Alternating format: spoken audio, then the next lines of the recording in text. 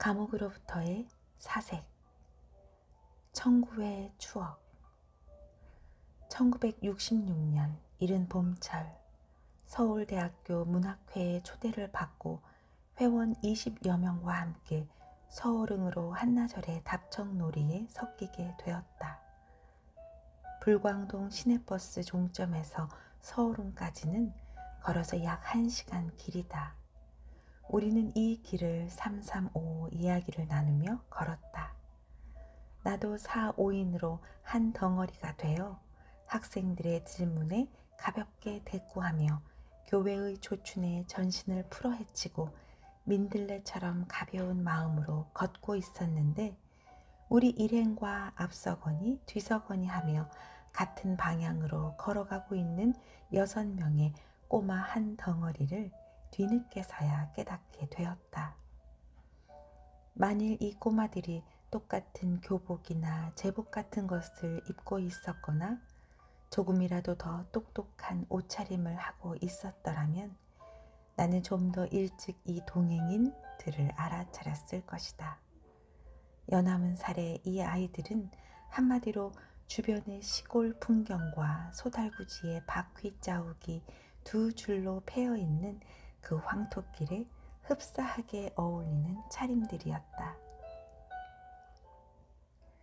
모표도 달리지 않은 중학교 학생모를 쓴 녀석이 하나, 흰 운동 모자를 쓴 녀석이 또 한 명 있었던 것으로 기억된다. 운동 모자는 여러 번 빨래한 것으로 앞챙 속의 종이가 몇 군데로 밀려 챙의 모양이 원형과 사뭇 달라졌을 뿐 아니라 이마 위로 힘없이 처져 있었다. 그나마 흙대가 묻어서 새하얗게 눈에 띄지도 않는 것이었다. 그 중에서 가장 나의 시선을 붙잡은 것은 털실로 짠 스웨터였다. 낡은 털실옷의 성한 부분을 실로 풀어서 그 실로 다시 짠 것이었다. 색깔도 무질서할 뿐 아니라 몸통의 색깔과 양팔의 색깔이 같지 않고 양팔 부분도 팔꿈치 아래는 다시 달아낸 것 같았다. 털 스웨터의 녀석은 그래도 머리에 무슨 모자 비슷한 것을 뒤집어 쓰기까지 했다. 나는 이 똑똑지 못한 옷차림의 꼬마들로부터 안쓰런 춘궁의 느낌을 받았던 것으로 기억된다. 자주 우리들을 할끔할끔 뒤돌아보는 양이 자기들끼리는 몰두할 만한 이야기도 별로 없는 듯 하였다.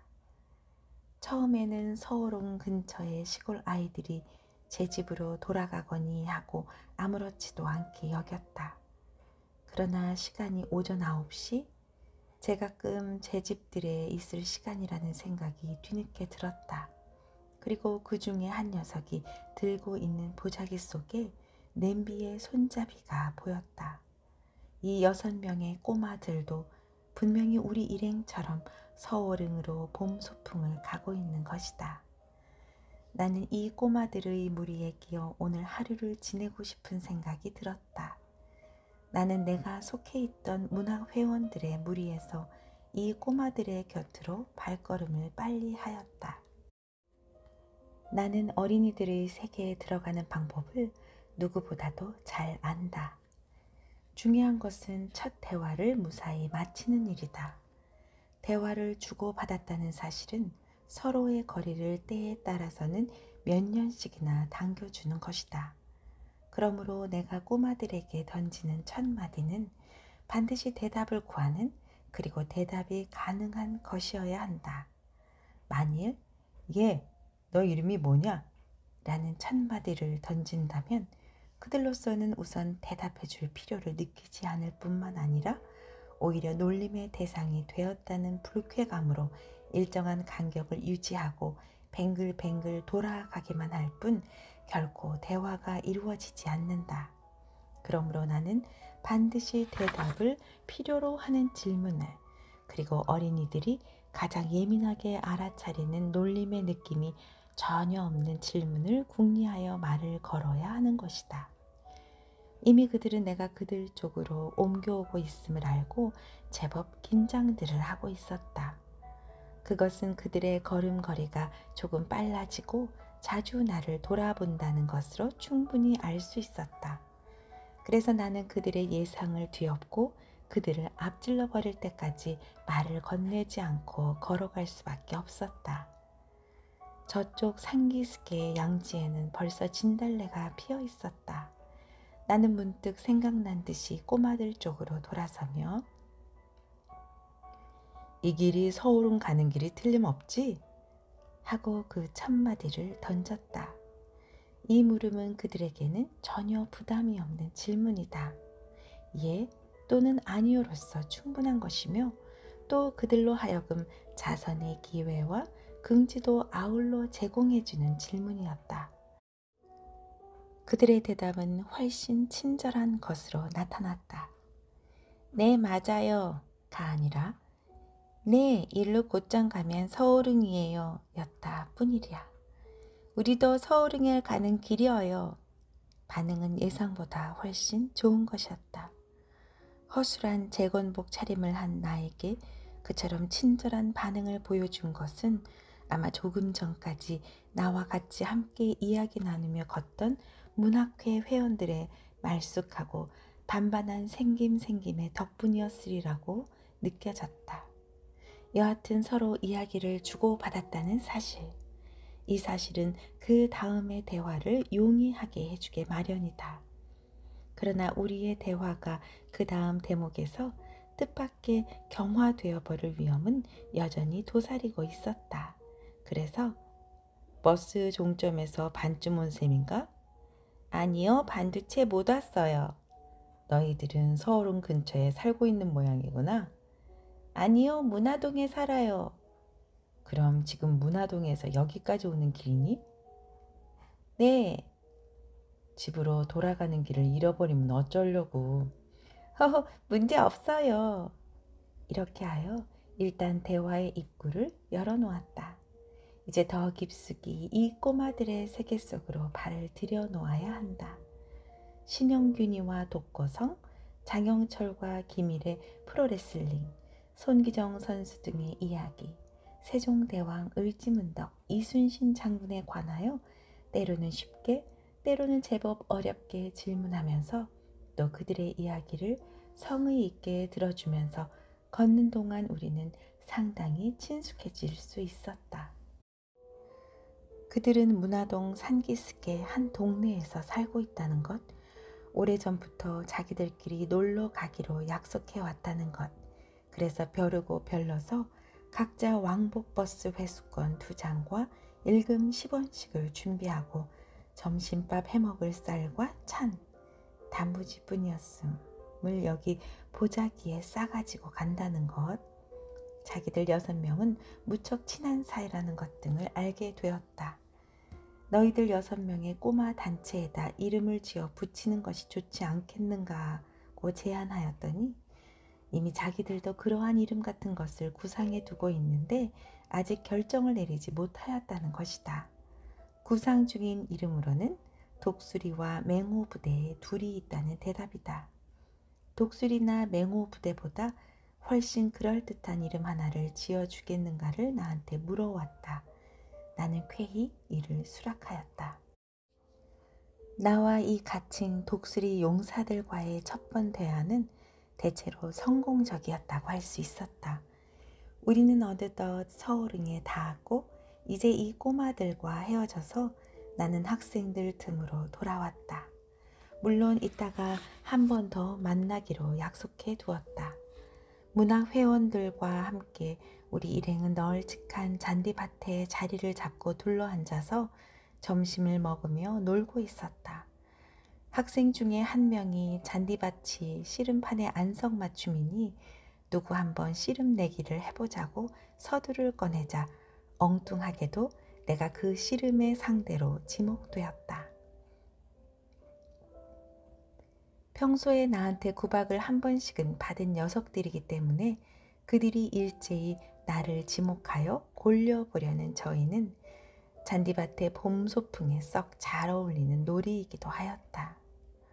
아마 나를 자꾸 귀찮게 끌어내려는 녀석이 권만식이었다고 기억이 되는데 나는 그때 저쪽 능 옆에서 우리를, 특히 나를 지켜보고 있는 이의 그 6 꼬마들의 얼굴을 발견하였다. 이 꼬마들도 나의 곤경을 주시하고 있는 듯한 얼굴이었다. 나는 드디어 권군과의 씨름을 수락하고 만장의 환호를 받으며 잔디밭 한가운데서 맞붙잡았다. 권군은 몸집만 컸을 뿐 씨름에는 문외한임을 당장 알 수 있었다. 나는 내리 2번을 아주 보기 좋게 이겼다. 내가 권군을, 그것도 2번을 거푸. 보기 좋은 들배지기로 이기는 광경은 천만 뜻밖의 일이 아닐 수 없었다. 그것뿐이랴.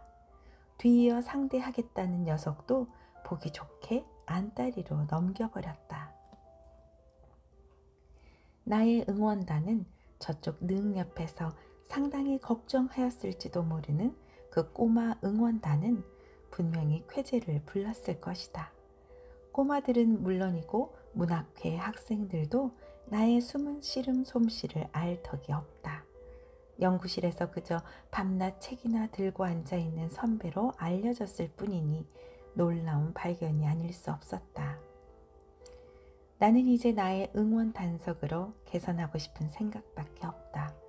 그래서 꼬마들이 보지 않게 과일과 과자 등속을 싸가지고 일어섰다. 흡사 전리품, 실은 개선 장군처럼 나는 우리 꼬마들의 부끄러운 영접을 받았다. 나를 자기들 편 사람으로 간주해주는 그들의 푸짐한 칭찬. 그것은 무척 어색하고 서투른 표현에도 불구하고 가식 없는 진정이었다. 나는 우선 씨름 가르치는 것에서부터 꼬마들과 어울리기 시작하여 둘씩 씨름을 시키고 있는데 저쪽에서 문학회 학생 한 사람이 카메라를 들고 달려왔다. 기념 촬영을 해주겠단다. 우리는 능 앞에 염소같이 생긴 성물 곁에 섰다. 꼬마 6명을 그 돌염소 잔등에 나란히 올라앉게 하고 나는 염소의 머리 쪽에 장군처럼 서서 사진을 찍었다. 그리고 능 뒤쪽의 잔디밭에서 노래도 부르고 내가 싸가지고 간 과자와 사과를 나누어 먹으며 한참 동안 놀고 난 후에 나는 꼬마들과 헤어졌다. 얼마나 지났을까? 내가 문학회 학생들과 둘러앉아 이에게 열중하고 있는데 약 30m쯤 떨어진 저쪽 소나무 옆에 꼬마들이 서 있음을 알려주었다. 벌써 집으로 돌아갈 차림이다. 아마 나와 작별 인사를 나누기 위하여 기회를 노리고 있는 참인가 보았다. 내가 그들에게 뛰어가자 그들은 이제 돌아가는 길이라고, 그래서 사진이 나오면 한 장 보내달라고 부탁하였다. 나는 그들 중에 중학생 모자를 쓴 조대식 군의 주소를 나의 수첩에 적고 나의 주소 숙명여대 교수실을 적어주었다. 그리고 그때 그들로부터 한 묶음의 진달래꽃을 선물 받았다. 지금도 나의 기억 속에서 가장 밝은 진달래 꽃빛은 항상 이때 받았던 진달래 꽃빛이라고 생각하고 있다. 그들은 국민학생답게 일제히 머리를 숙여 인사를 하고 물론 모자도 벗고 헤어졌다.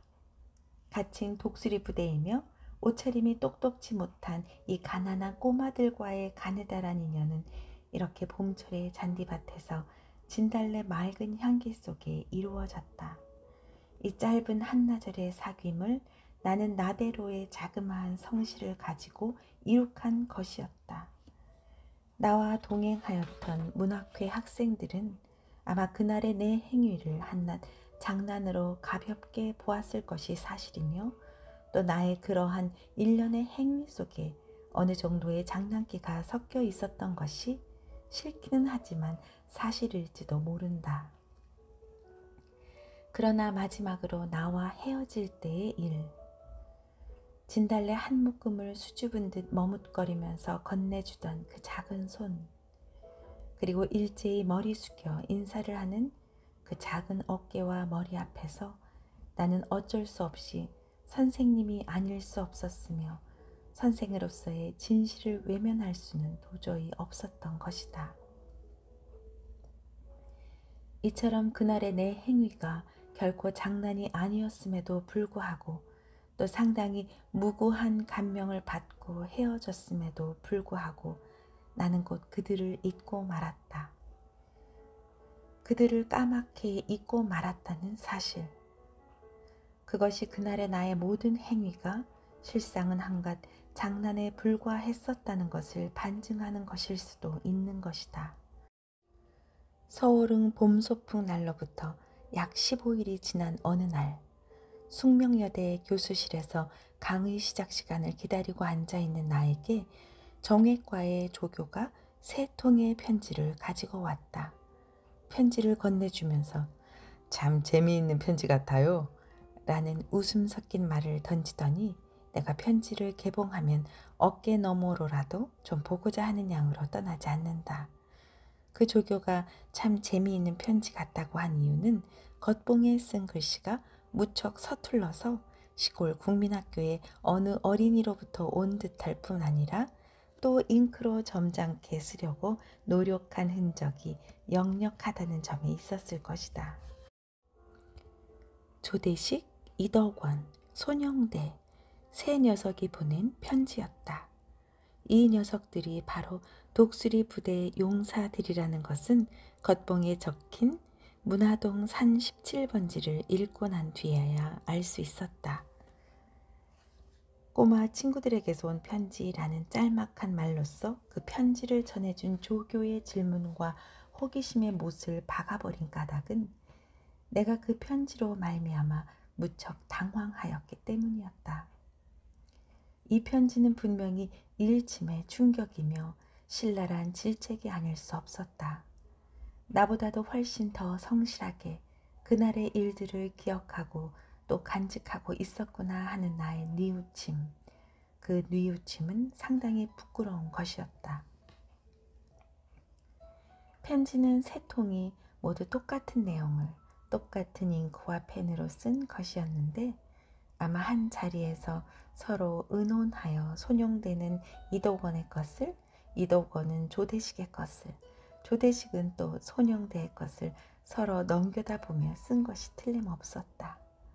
선생님을 사귀게 된 것을 기쁘게 생각한다는 것, 자기들 단체 이름을 지었으면 알려달라는 것, 그때 찍은 사진이 나왔냐는 것, 그리고 건강하시기를 2손 모아 빈다는 것 등이 적혀 있었다. 그 소풍 이후 약 보름가량을 나는 그들을 결과적으로 농락해오고 있었으며 그날의 내 행위 그것마저도 결국 어린이들에 대한 무심한 장난질이 되어버린 듯한 느낌이 왈칵 나의 가슴 한 모서리에 엉키어왔다. 나는 강의가 끝나는 대로 즉시 서울대학교로 달려갔다.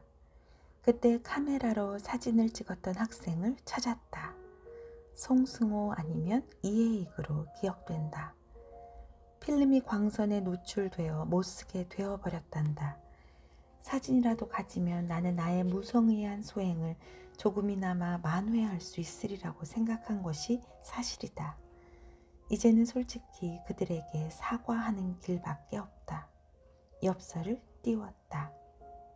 이번 토요일 오후 5시 장충체육관 앞에서 만나자. 토요일 오후 5시 장충체육관 앞의 넓은 광장에서 우리 7명은 옛 친구처럼 반가이 만났다. 그러나 이미 1시간 전부터 나와서 기다리고 있었다는 이 녀석들의 정성 앞에서 나는 또 한 번 민망스럽고 초라할 수밖에 없었다. 1시간이나 먼저 와 있었다는 사실이 무모한 시간의 낭비라고 생각되기는커녕 그들의 진솔함이 동상처럼 높이 올려다 보이는 것이었다. 이때부터 우리는 매월 마지막 토요일 오후 6시에 장충체육관 앞에서 만나기로 약속하였다. 이 약속은 1968년 7월 내가 구속되기까지 매우 충실하게 이행된 셈이다. 다만 만나는 시간이 조금씩 일러지는 기현상을 연출한 일이 한두 번이 아니었다. 약속 시간이 오후 6시임에도 불구하고 이 녀석들은 꼭꼭 5시부터 나와서 기다리는 것이다. 그래서 나도 약 30분가량 일찍 나타나서 5시 30분에 만나게 되면 이제는 4시 30분부터 나와 있는 것이다. 그러면 다시 내 쪽에서 30분쯤 더 일찍 나오지 않을 수 없게 되어 결국 6시에 만나자는 약속은 에스컬레이션을 거쳐 어느덧 5시로 변해버리고 마는 것이다. 그제야 우리는 군축 회담이나 하듯 다시 6시로 되돌아갈 것을 결의하고 6시로 되돌아가면 다시 동일한 에스컬레이션을 거쳐서 다시 5시에 만나게 되곤 하는 것이었다. 우리들이 만나서 하는 일이란 무슨 할 일을 만드는 일 외에 아무것도 없었다. 그저 만나서 서로 그동안 있었던 일들을 이야기 나누는 그런 사소한 일에 불과하지만 그저 만난다는 사실, 그것이 그냥 좋을 뿐이었다. 괜히 자기들끼리 시키지도 않은 다른 박질 내기를 해보이기도 하고 광장 가장자리에 난간에서 서로 떨어뜨릴 내기를 하거나 모자를 뺏어서 달아나기를 하는 것들이 고작이었다. 10원에 5개씩 주는 아이스 캐키를 나누어 먹으며 우리는 난간 부근에서 약 1시간가량을 보내고 약수동 고개를 넘어 문화동으로 올라가는 입구까지 걸어가서 내가 버스를 탐으로써 헤어지곤 하였다. 2번째인가 3번째 모임에서 우리는 상당히 건설적인 합의를 보았다. 문화동 입구의 작은 호떡집에서 문화빵을 앞에 놓고 매달 10원씩의 저금을 하자는 약속을 한 것이었다. 6명이 10원씩을 모으면 60원, 거기다 내가 40원을 더하여 매달 100원씩의 우편 저금을 하기로 하였다. 수금과 예금 및 통장의 보관은 이규한 군이 책임지기로 하였다. 한 달에 100원씩이라 하더라도 1년이면 1200원, 10년이면 12,000원이다. 우리는 그때 10년까지 계산해 보았다고 기억된다. 그날은 공책을 한 권 사서 그것을 우리의 회의록 겸 장부로 사용하기로 하였다. 특히 해야 할 사실은 매월 저금하는 10원은 반드시 자기 손으로 번 것이어야 한다는 것을 결의하였다는 점이다.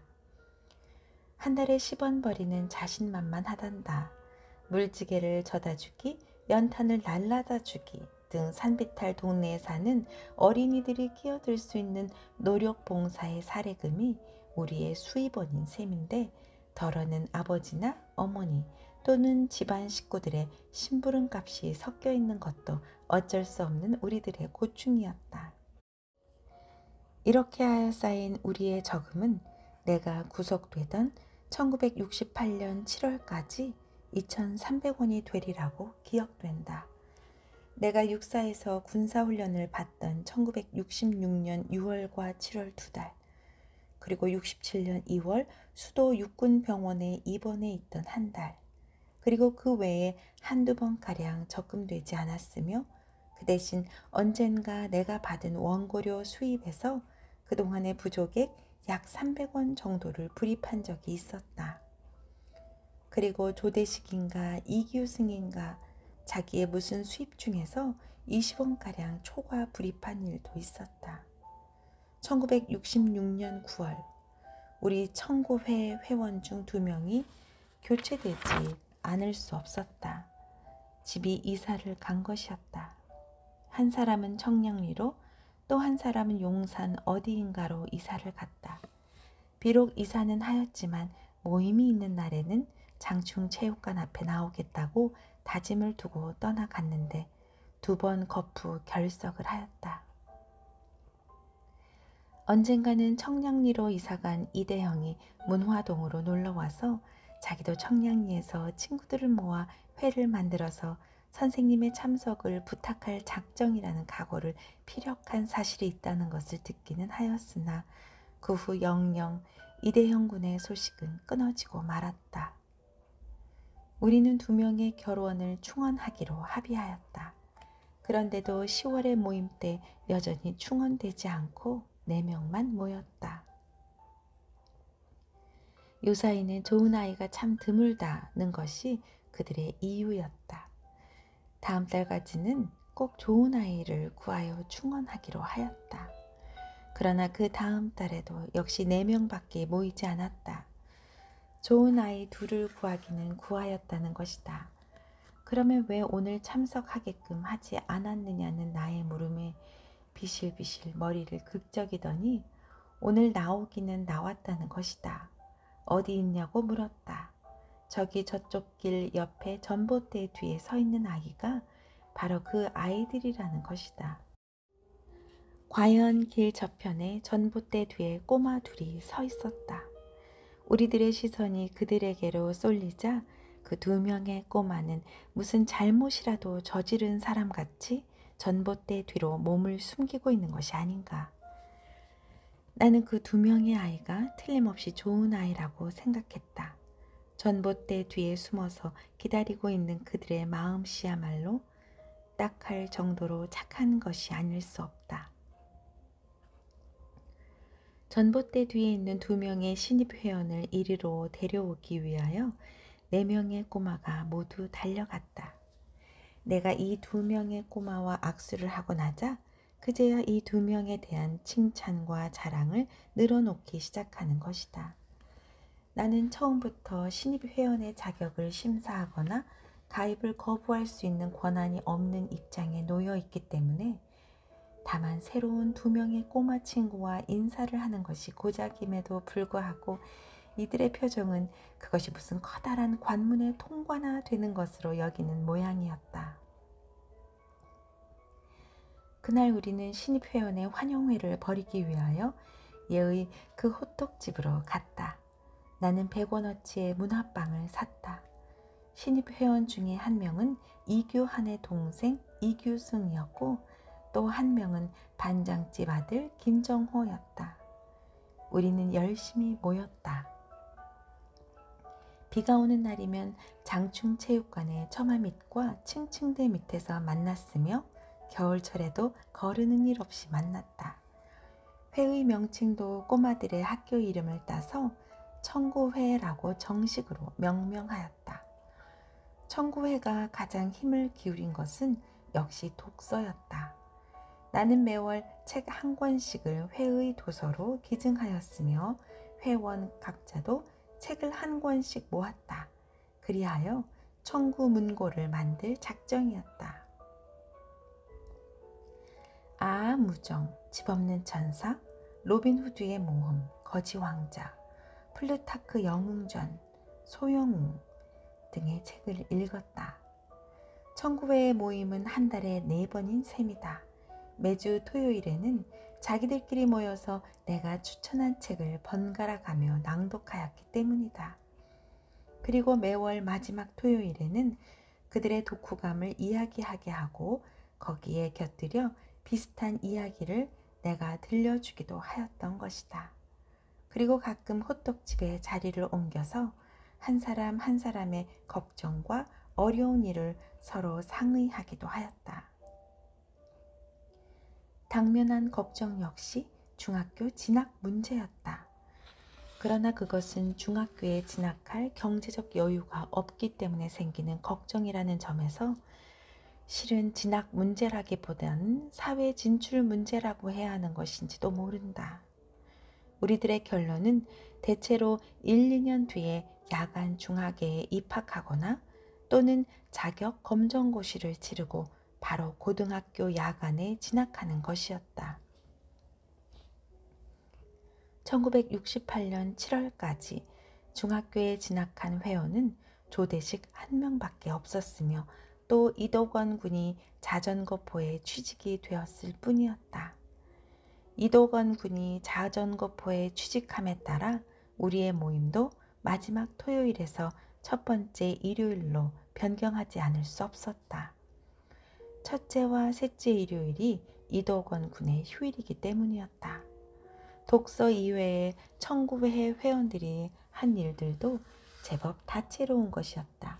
이를테면 우선 동네의 골목을 청소하는 일을 들 수 있다. 나는 그들이 한 달에 몇 번씩 자기 동네의 골목을 쓸었는지 정확히 알고 있지는 않다. 그러나 여름철과 겨울 방학 때는 매주 2, 3회씩이나 골목을 청소한 것으로 기억하고 있다. 그 다음으로는 겨울철에 얼음이 얼어서 미끄러운 비탈길을 고쳐놓는 일이다. 땅에 박힌 얼음을 파내고 그곳을 층층대 모양으로 만드는 일을 하였다. 그리고 봄철이 가까워 땅이 녹아 질펀하게 미끄러워진 때에는 그런 곳에다 연탄재를 덮어서 미끄럽지 않도록 만드는 일도 하였다. 나는 물론 이러한 일들에 참여하였거나 그들의 업적을 직접 확인한 일은 한 번도 없다. 당시 나는 종암동 산 49번지에 살고 있었기 때문이었다. 그 다음으로는 내가 추천하지도 않은 일인데 그들은 여름철이면 새벽같이 일어나서는 남산 약수터까지 마라톤을 하였다. 66년 여름과 67년 여름 새벽을 줄곧 뛰었던 것이다. 내가 이 청구 용사들을 잊을 수 없는 일이 하나 있는데 그것은 1967년 2월 내가 수도 육군병원에서 담낭 절제 수술을 받고 입원하고 있을 때의 일이다. 그달의 모임에 참석할 수 없노라는 사연을 간단히 엽서로 띄우면서 혹시라도 병원으로 문병 오지 않도록 곧 퇴원하게 될 테니까 절대로 찾아오지 말 것을 부탁하였다. 그래서 그 꼬마들은 내가 퇴원할 때까지 다행히 병원에 오지 않았었다. 그러나 다음 달에 우리가 만났을 때 그들이 2번이나 찾아왔다가 2번 모두 위병소에서 거절당하였음을 알았다. 그것도 삶은 계란을 싸가지고 왔었단다. 더욱이 나이가 제일 어린 이규 승희는 평소에 같이 걸어갈 때에도 내 팔에 매달리며 걸었는데 한 번은 저 혼자서 병원까지 왔다가 돌아갔다는 것이었다. 물론 삶은 계란은 자기들끼리 나누어 먹었겠지만 그들이 그렇게 벼르고 별렀던 서울흥 소풍 때에도 계란을 싸가지고 갈 수 없었던 가난한 형편을 생각하면 결코 잊을 수 없는 일이 아닐 수 없다. 그들은 문화동에서 멀리 병원까지 걸어서 왔다가 걸어서 돌아간 것이었다. 물론 삶은 계란은 자기들끼리 나누어 먹었겠지만 그들이 그렇게 벼르고 별렀던 서울흥 소풍 때에도 계란을 싸가지고 갈 수 없었던 가난한 형편을 생각하면 결코 잊을 수 없는 일이 아닐 수 없다. 그들은 문화동에서 멀리 병원까지 걸어서 왔다가 걸어서 돌아간 것이었다. 내가 이들로부터 꼭 한 번 선물을 받은 적이 있다. 66년 크리스마스 때였다.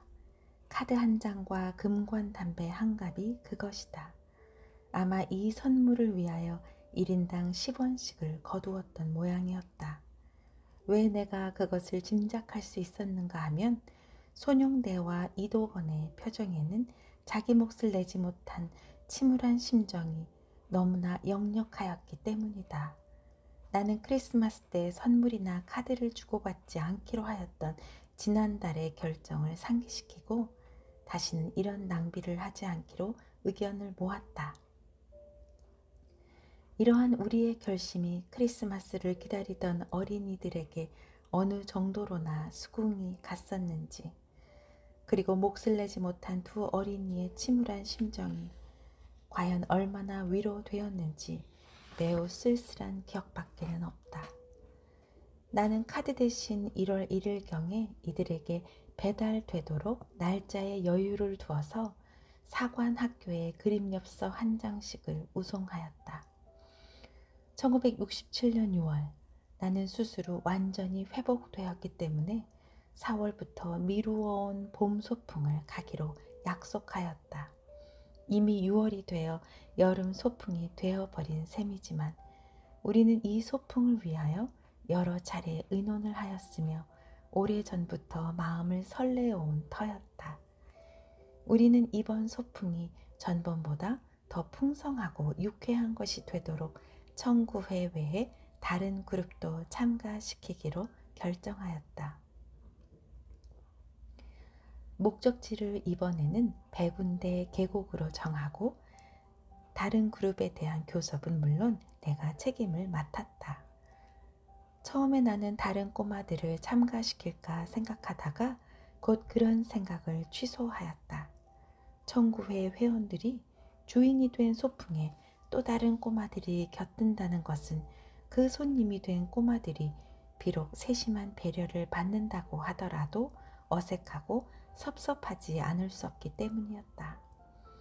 그래서 우선 내가 지도하고 있던 이화여자대학교의 세미나 서클 청맥회에서 청구회의 내력과 봄소풍 계획을 피력하여 열렬한 동의를 얻는 데 성공하였다. 그러고 나서 나는 육군 사관 생도들을 참가시키기로 작정하였다. 육사 생도들의 화려한 제복과 반듯한 직각의 동작은 평소 우리 꼬마들의 선망의 대상이 되어 왔기 때문이었다. 나는 당시 10주의 훈련을 거쳐 육군 중위로 임관하여 육군 사관학교 교수부에서 경제학을 강의하고 있었다. 66년 임관 직후 내가 예의 그 허술한 국민복 상의를 벗어버리고 정복 정모의 계급장을 번쩍이면서 장충체육관 앞에 나타났을 때 청구의 꼬마들이 큰 눈으로 신기해하고 자랑스러워하는 품이란 그대로 흐뭇한 한바탕 축하회였다. 그날 나와 꼬마들이 옆으로 늘어서서 이야기를 주거니 받거니 걸어가는데 저만큼에서 육군 병사 한 명이 차렷 자세로 내게 경례하였다.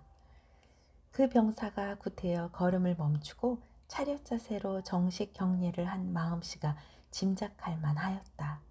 그 광경을 목격한 이 꼬마들의 뛸 듯이 기뻐하는 모습이라니 나도 으쓱해지려는 치기를 어쩔 수 없던 터였다. 이번 봄 소풍에 육사 생도들을 참가시키자는 것은 오히려 꼬마들 쪽에서 먼저 얘기를 꺼낸 것이기도 하였다. 나는 3학년 경제학 원론 강의를 빨리 진행하여 일찍 마친 다음 생도들에게 청구회의 봄소풍 작전을 공개하여 그 참가를 희망하는 생도는 강의가 끝난 후 경제학과 교수실로 와서 신청하도록 광고하였다. 상당히 광범한 반응이 일었다. 이처럼 많은 희망자가 쏟아져 나왔다는 사실을 나는 결코 이화여대의 청맥회가 동행하기 때문이라고 생각하지는 않았다. 청구회에 얽힌 몇 가지 에피소드만으로도 충분히 호감이 가는 소풍이 아닐 수 없었다. 다른 생도들보다 비교적 일찍이 그것도 6명이 단체로 신청한 생도들과 약속하였다. 그 후 많은 생도들의 신청을 무마하여 다음 기회로 미루어 돌려보내느라 상당히 오랫동안 고역을 치렀다. 이렇게 하여 우리의 봄소풍 일행은 최종적으로 그 인원이 확정되었다. 청구회 6명, 청맥회 여학생 8명, 육사생도 6명, 그리고 나 이렇게 21명이었다. 그리고 각 참가 그룹별 책임을 분담하였다. 책임이란 소풍에 필요한 점심과 간식에 소요되는 최소한의 준비였는데 이 분담도 참가 신청 이전에 이미 참가의 조건으로 제시된 바 있었기 때문에 그것을 다시 상기시켜 잊지 말도록 하는 것일 뿐이었다. 여학생들은 점심 식사에 필요한 주식과 부식의 준비, 육사생도들은 과자와 간식의 준비, 그리고 청구의 꼬마들은 주빈답게 아이스케이크 30개 값을 지참하는 정도로 그저 체면 유지에 그친 것이었다.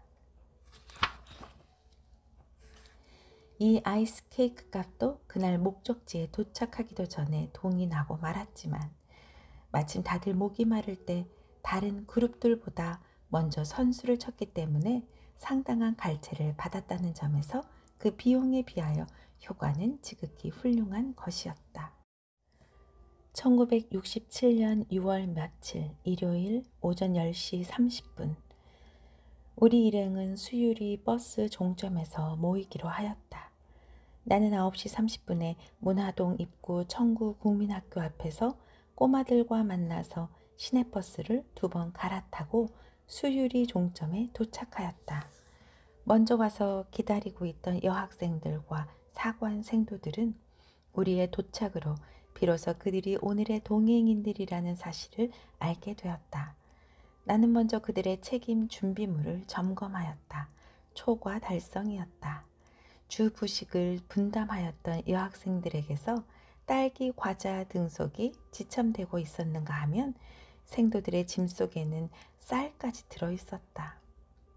일요일에 등산 또는 소풍 가는 생도는 학교로부터 쌀의 정량을 지급받을 수 있기 때문에 악착같이 타왔단다.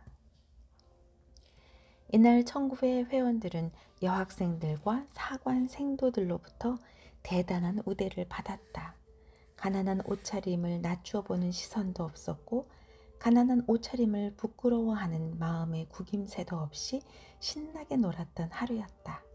육사 생도들은 육군 사관 학교로 꼬마들을 초대하겠다는 약속을 하였고 여학생들은 청구문고의 도서를 기증하겠다는 약속을 했다.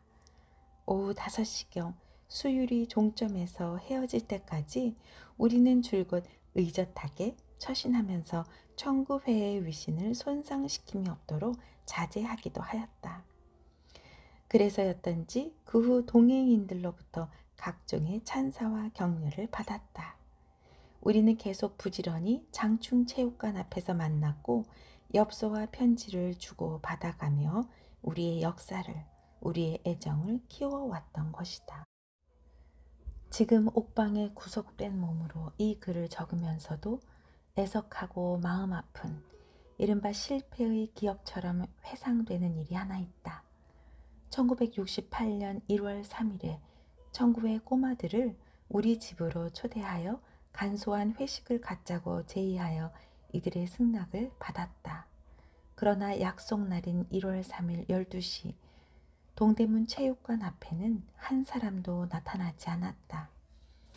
나는 이들의 초대를 위하여 어머니에게 이들의 면면을 말씀드려 회식의 준비에 각별한 애정을 느끼게끔 미리 털을 닦아놓기까지 하였던 터였다. 12시부터 약 1시간 40분 동안 추운 버스 정류장에서 이들을 기다렸다. 처음 1시간은 12시 약속을 1시 약속으로 착오하고 있을지도 모른다는 생각으로, 그리고 그 후 40분은 도중에 무슨 일로 좀 늦어질지도 모른다는 마음으로 기다렸다. 1시간 40분을 행길가에 서서 기다렸다. 흔히 약속 시간보다 1시간씩이나 일찍 나타나곤 하던 이 녀석들의 특유의 버릇을 생각하여 근처의 담배가게에 소상히 문의해 보는 일도 있지 않았다. 나는 어깨를 떨어뜨리고 집으로 돌아와서 어머님의 실망을 위로하여야 하였다. 나는 지금도 그때 그들이 약속을 지키지 않았던 까닭을 정확히 모르고 있다. 사실은 그들이 나오지 않은 이유 자체가 심히 모호한 것이기도 하였다. 어쩌면 나에게 폐를 끼치는 일이라고 생각해서였는지 아니면 부모들로부터 역시 같은 이유로 금지당하였는지 그들의 대답과 표정은 끝내 모호하였을 뿐이었다. 결국 분명한 해명이 없는 채 그대로 지나치고 말았다. 바로 이 점에 나의 고충이, 그리고 그들 쪽에도 하나의 고충이 있었는지도 모른다. 이러한 종류의 미묘한 심리적 갈등이 한두 번, 그나마 가볍게 노출되었던 것 외에 무슨 다른 어려움이 있었던 것은 아니었다. 다만 중학교를 진학하지 못하고 고작 검정고시로 가난한 마음을 달래고 있는 이들에게 중학교의 입학금과 학비를 내가 조달해야 하는가 하는 문제가 나를 상당히 우울하게 하였다. 이 문제에 관하여 나는 감상적으로 되는 나를 애써 경계하면서 이러저러한 논리를 갖추어 이성적으로 판단해야 한다고 다짐하면서도 문득 눈앞에 서는 이 국민학교 7학년, 8학년의 위축된 모습에서 여러 차례에 걸쳐 번민하지 않을 수 없었다. 매달 100원씩 붙는 우리들의 우편 저금이 먼 훗날 어떠한 형식으로 이 잃어버린 중학 시절의 공허와 서름을 보상해 줄 수 있겠는가. 1966년 이른 봄철 민들레 씨앗처럼 가벼운 마음으로 해후하였던 나와 이 꼬마들의 가난한 이야기는 나의 급작스런 구속으로 말미암아 더욱 쓸쓸한 이야기로 잊혀지고 말 것인지. 중앙정보부에서 신문을 받고 있을 때의 일이다. 청구회의 정체와 회원의 명단을 대라는 주상 같은 호령 앞에서 나는 말없이 눈을 감고 있었다. 어떠한 과정으로 누구의 입을 통하여 여기 이처럼 준열하게 그것이 추궁되고 있는가. 나는 이런 것들을 아랑곳하지 않았다. 나는 8월의 뜨거운 폭양 속에서 아우성치는 매미들의 울음소리만 듣고 있었다. 나는 내 어릴 적 기억 속의 아득한 그리움처럼 손때 묻은 팽이 한 개를 회상하고 있었다. 그리고 조용히 답변해 주었다. 국민학교 7학년 8학년 학생이라는 사실을. 그 후 나는 서울지방법원 8호 검사실에서 또 한 번 곤혹을 느끼지 않을 수 없었다. 이것이 청구의 노래인가? 검사의 반지 낀 손에 한 장의 종이가 들려져 있었다. 거기 내가 지은 우리 꼬마들의 노래가 적혀 있었다. 겨울에도 푸르른 소나무처럼 우리는 주먹 쥐고 힘차게 자란다. 어깨 동무 동무야 젊은 용사들아. 동트는 새아침 태양보다 빛나게 나가자 힘차게 청구 용사들. 밟아도 솟아나는 보리싹처럼 우리는 주먹 쥐고 힘차게 자란다. 배우며 일하는 젊은 용사들아. 동트는 새아침 태양보다 빛나게 나가자 힘차게 청구 용사들. 여기서 주먹 쥐고 라는 것은 국가 변란을 노리는 폭력과 파괴를 의미하는 것이 아닌가 하는 심각한 추궁을 받았다. 사회주의 혁명을 위한 폭력의 준비를 암시하는 것이 아닌가 하는 끈질긴 신문이었다. 내가 겪은 최대의 곤혹은 이번에 전 수사 과정과 판결에 일관되고 있는 이러한 억지와 견강부회였다. 이러한 사례를 나는 법리 해석의 문제로 이해하는 것이 아니라 정치 권력 그 자체에 가공할 일면으로 이해하고 있는 것이지만 이는 특정한 개인의 불행과 곤혹에 그칠 수 있는 사소한 문제가 아니라는 점에서 심각한 사회성이 복제하고 있는 것이다. 그리고 마지막으로 나는 군법회의에서 이 청구회 노래의 가사를 읽도록 지시받고 청구회가 잡지사 청맥사를 의식적으로 상정하고 명명한 이름이 아니냐는 희극적 질문을 엄숙히 추궁받았다. 언젠가 먼 훗날 나는 서울흥으로 봄철의 외로운 산책을 하고 싶다. 맑은 진달래 한 송이 가슴에 붙이고 천천히 걸어갔다가 천천히 걸어오고 싶다.